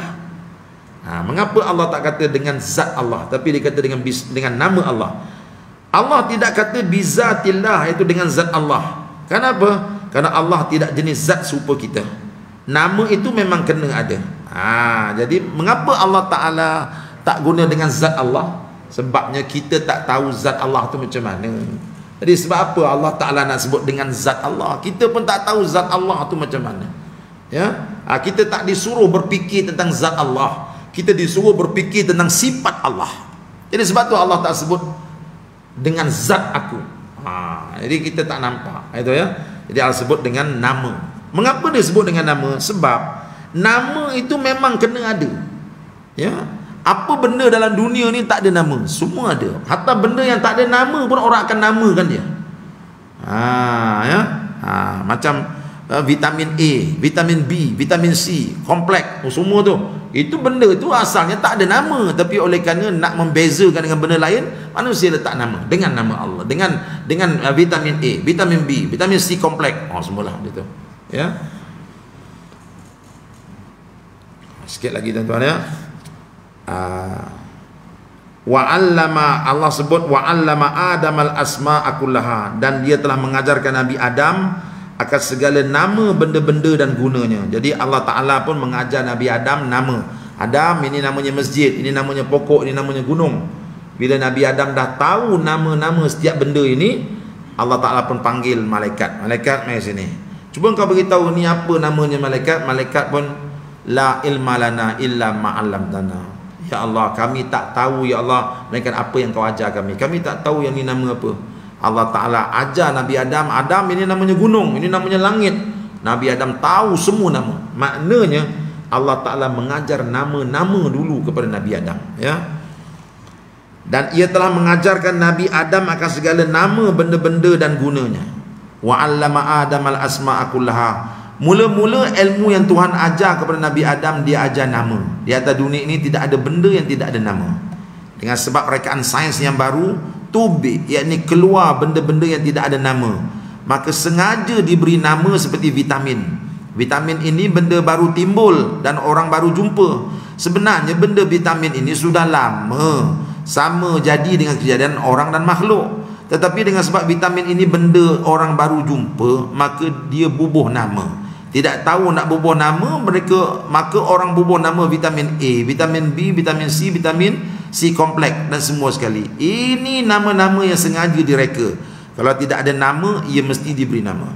Jadi nama yang paling mustahak diberikan nama ialah Allah.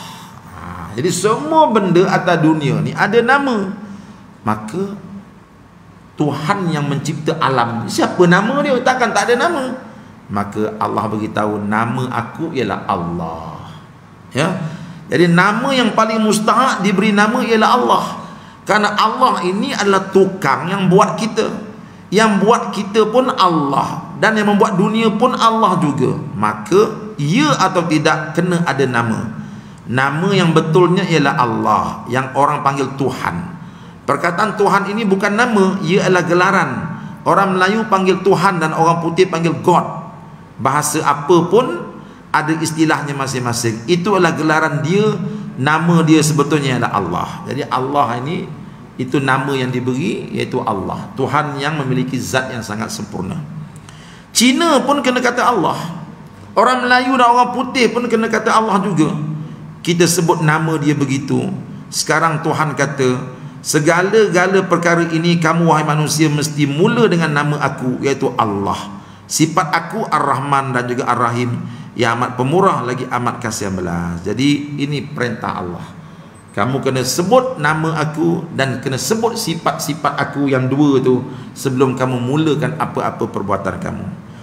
Siapa letak sifat ini kepada Allah? Jawabnya dia sendirilah yang letak.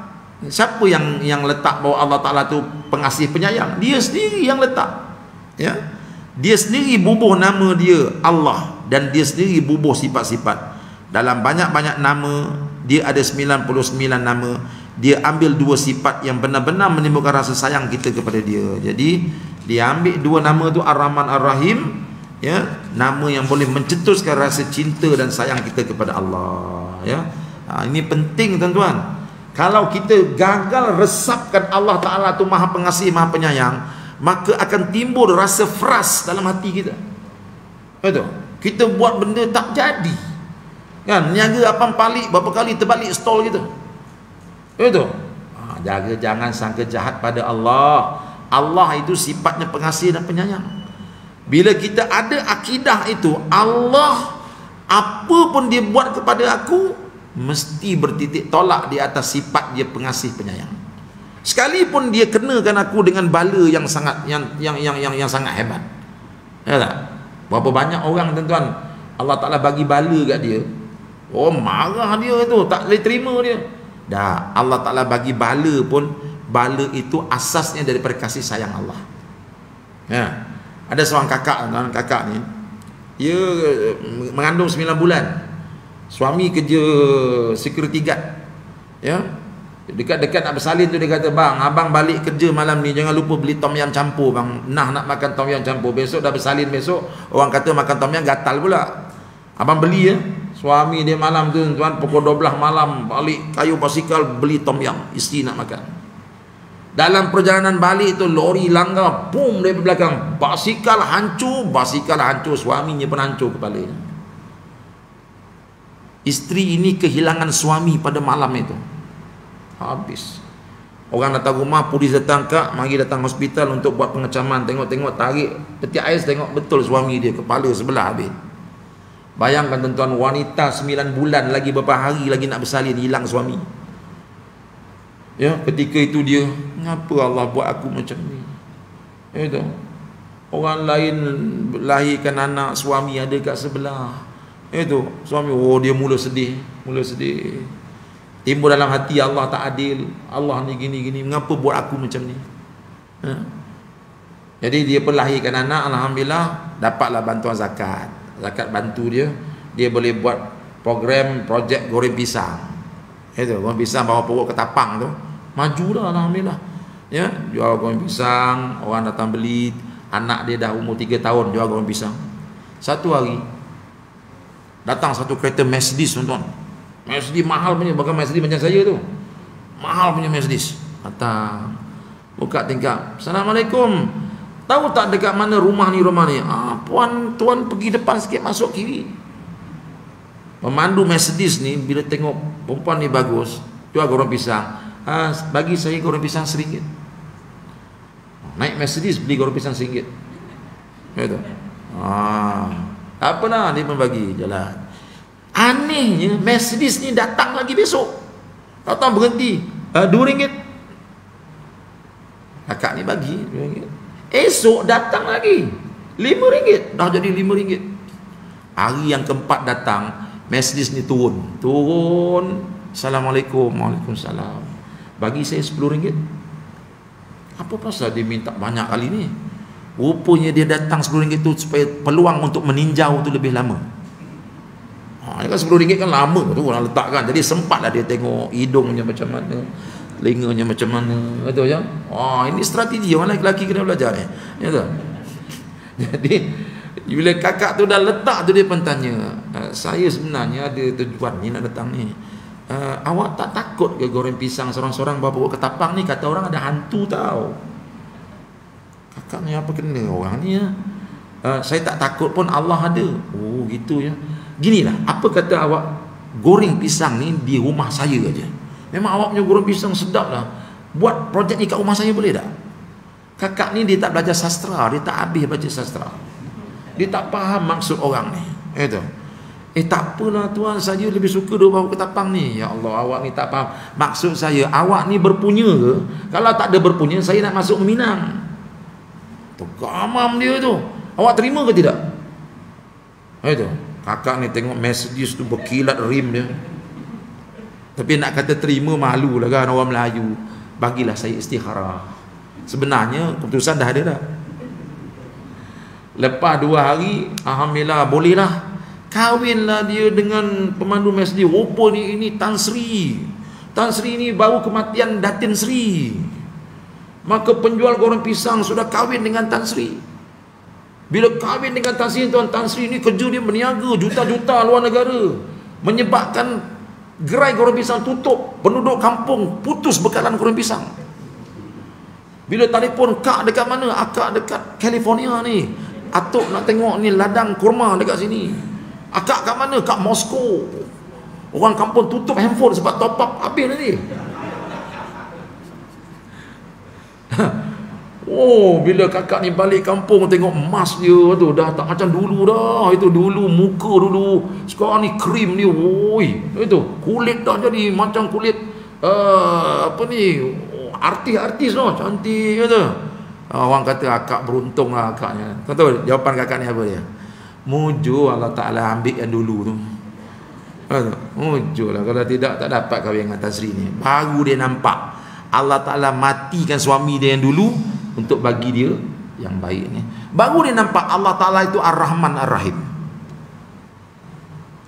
Jadi Allah nak ajar kita Bismillahirrahmanirrahim. Aku ni maha pengasih, maha penyayang. Kereta saya rosak, dah, aku maha pengasih, maha penyayang. Ya. Kawan saya, tuan-tuan ingat tak masa kapal terbang Malaysia jatuh dekat Kupang tu, yang tak ada seorang pun hidup. Salah seorang itu kawan saya, peringkat abang lah, dia terlewat hari tu. Isteri dia lewat bangun tidur dalam kereta tu, dia asak isteri dia sampai isteri dia bertobat lah lain kali nak bangun tidur awal. Dia tak dapat naik, tak dapat naik. Sedar-sedar tuan-tuan, kapal terbang tu jatuh. Dia jumpa isteri dia, maafkan abang, nasib baik kamu lambat bangun tidur. Kalau kamu awal bangun tidur, abang pun naik kapal terbang dengan abang-abang sekali mati. Baru dia nampak. Dia bertujuh, ha?